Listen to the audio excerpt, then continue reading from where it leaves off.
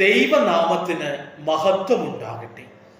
യേശുവിൽ സ്നേഹമുള്ളവരെ, മത്തായിയുടെ സുവിശേഷം 4-ാം അധ്യായം 22-ാം വാക്യം. തൽക്ഷണം അവർ വഞ്ചി ഉപേക്ഷിച്ച് പിതാവിനെയും വിട്ട് അവനെ അനുഗമിച്ചു. ഹല്ലേലൂയ. സ്നേഹമുള്ളവരെ, ദൈവ സാന്നിധ്യം നമ്മുടെ ഉള്ളിൽ വരുമ്പോൾ തൽക്ഷണം ഉടൻ തന്നെ ഒരു തീരുമാനമെടുക്കുവാനായിട്ട് നമുക്ക് സാധിക്കണം.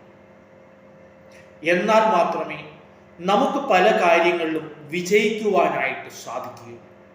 നമ്മുടെ പരാജയത്തിൻ്റെ ഏറ്റവും പ്രധാനപ്പെട്ട ഒരു കാരണം ദൈവ സാന്നിധ്യം ഉണ്ടാകുമ്പോൾ ഉടൻ തന്നെ ഒരു തീരുമാനമെടുക്കാൻ നമുക്ക് സാധിക്കാത്തത് കൊണ്ടാണ്. വചനത്തിൽ നാം കാണുന്നത്, ദൈവ സാന്നിധ്യം ഉണ്ടായപ്പോൾ അവർ അവരുടെ ജീവിത മാർഗം ഉപേക്ഷിച്ചു, അവരുടെ ബന്ധങ്ങൾ ഉപേക്ഷിച്ചു. ദൈവത്തിന് വേണ്ടിയും ദൈവ ശുശ്രൂഷയ്ക്ക് വേണ്ടിയും അവർ അവരെ തന്നെ വിട്ടുകൊടുത്തു. അപ്പോൾ ദൈവം അവർക്ക് ഇരട്ടിയായി അവരുപേക്ഷിച്ചതെല്ലാം അവർക്ക് തിരിച്ചു കൊടുക്കുകയാണ് ചെയ്യുന്നത്.